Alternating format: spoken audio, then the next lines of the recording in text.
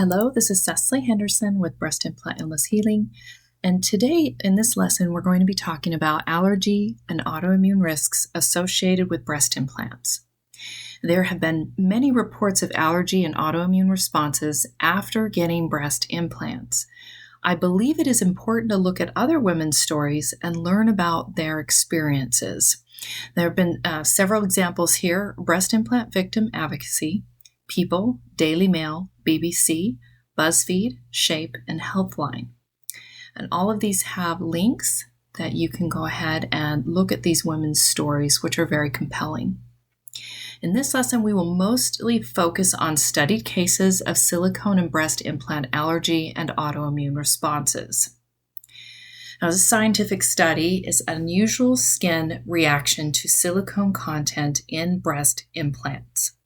Background: a patient who had a long history of unsuccessful insertion and extraction of various implants, some of which were filled with silicone gel, others with saline, had widespread lesions, which is believed were due to leakage from the implant.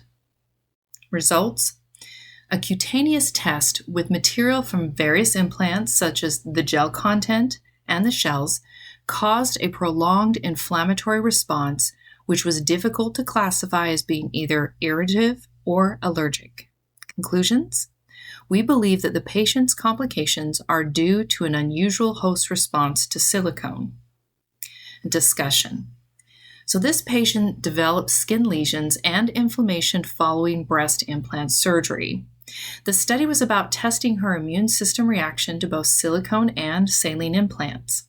The researchers concluded her reaction was due to her exposure to silicone from both implants, including the shell.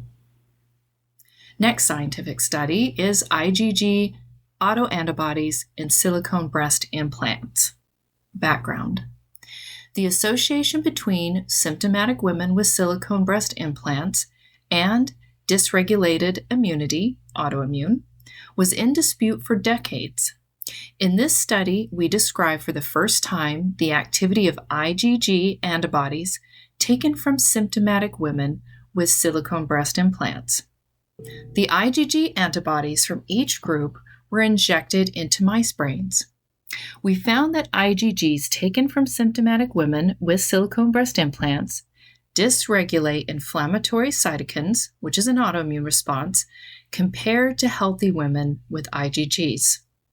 Discussion: now, in this study, they took cultures and blood work from women with silicone breast implants and women without breast implants.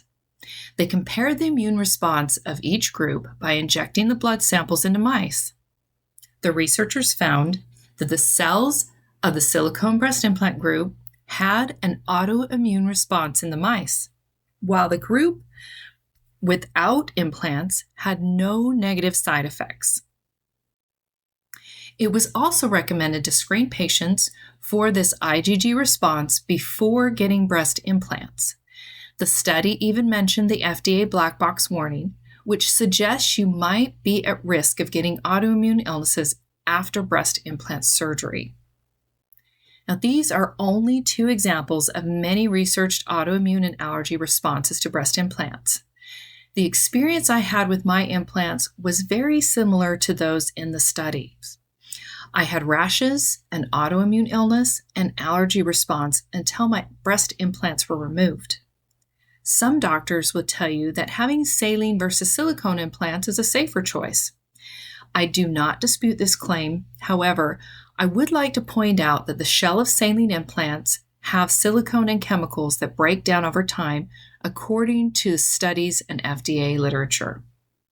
If you are planning on getting breast implants, I would suggest getting tested for IgG autoantibody responses.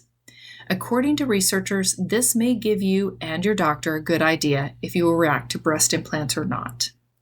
For more information, I provided several different links for you to research.